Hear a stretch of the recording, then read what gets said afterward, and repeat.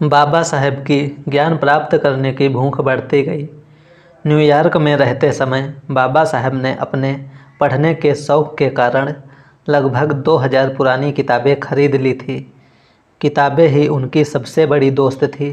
वह अपने खाने के पैसे बचाकर या भूखे रहकर भी किताबें खरीदते थे।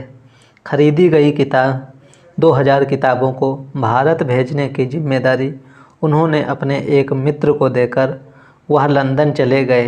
लेकिन कुछ समय बाद जब बाबा साहब भारत पहुँचे तो उनमें से काफ़ी किताबें नहीं थीं। उनका यही पुस्तक प्रेम आगे चलकर अपनी बम्बई स्थित निवास राजगृह में एक विशाल लाइब्रेरी स्थापित करने में सफल रहा। किताबों का ऐसा विशाल और महत्वपूर्ण निजी पुस्तकालय भारत भर में किसी के पास नहीं था।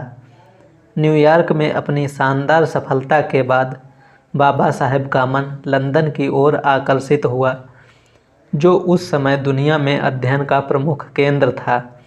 जून 1916 में अपना अध्ययन पूरा कर अमेरिका से विदा ली। बाबा साहेब की ज्ञान साधना की भूख दिनों दिन बढ़ती जा रही थी। वह लंदन यूनिवर्सिटी से इकोनॉमिक्स की सबसे बड़ी डिग्री हासिल करना चाहते थे और बैरिस्टर भी बनना चाहते थे। इधर बड़ौदा महाराज की स्कॉलरशिप का समय भी पूरा हो चुका था।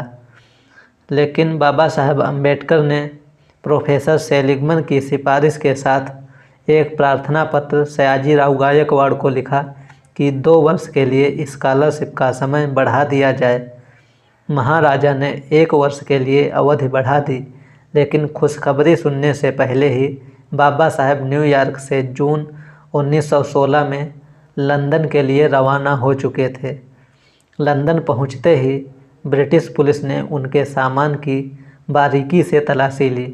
उन्हें शक था कि कहीं अम्बेडकर अमेरिका में लाला हरदयाल की भारत की आज़ादी के लिए संघर्ष करने वाली गदर पार्टी के मेंबर तो नहीं हैं। इससे पहले न्यूयॉर्क में अपनी रिसर्च भी ब्रिटिश सरकार के आर्थिक शोषण को उजागर करने में की थी। इसीलिए ब्रिटिश सरकार का शक भी कोई निराधार नहीं था।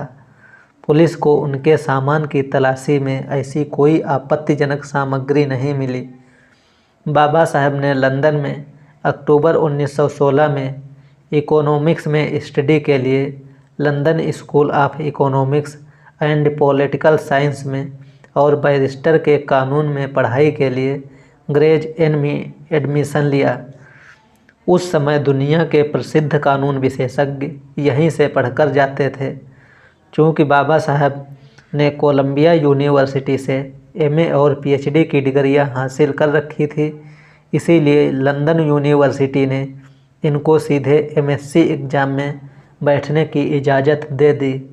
इकोनॉमिक्स में उनका काम काफ़ी अच्छा चल रहा था। उनकी प्रगति को देखकर वहाँ के प्रोफेसरों ने बाबा साहब को डीएससी की डिग्री स्टडी के लिए भी मंजूरी दे दी। वह रात दिन अपने काम में लग गए और लंदन स्कूल और ब्रिटिश म्यूजियम की विशाल लाइब्रेरी में जाकर किताबें पढ़ने और नोट्स बनाने में जुट गए। अमेरिका की तरह अब लंदन में भी भीमराव की ज्ञान साधना शुरू हो गई। इन्हीं दिनों बड़ौदा रियासत के दीवान पद पर मनु भाई मेहता लगे हुए थे।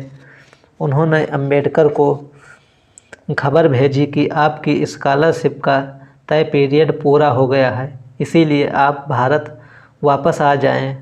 यह जानकर बाबा साहब को भारी धक्का पहुंचा। उन्होंने महाराजा को फिर से अर्जी भेजी और लिखा कि लंदन में उनका अध्ययन काफ़ी प्रगति पर है। ऐसे में अधबीच में छोड़कर आना उनके लिए काफ़ी बड़ा नुकसान होगा। लेकिन महाराजा ने इस बार छात्रवृत्ति की अवधि बढ़ाने से मना कर दिया।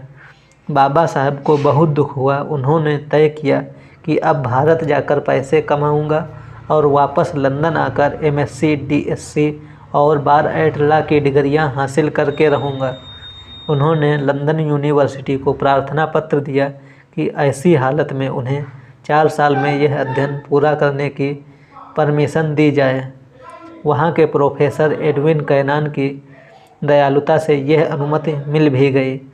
1917 से लेकर अगले 4 साल में यह स्टडी फिर से शुरू कर पूरा कर सकते हैं।